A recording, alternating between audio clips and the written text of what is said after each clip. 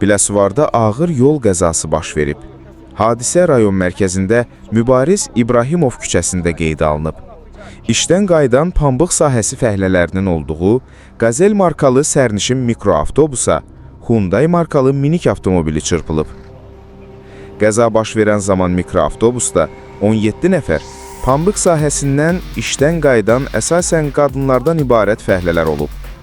Günorta saatlarında baş verən hadisə nəticəsində 4 qadın müxtəlif dərəcəli xəsarətlərlə Biləsuvar rayon mərkəzi xəstəxanasına yerləşdirilib. Yaralıların adları da məlum olub.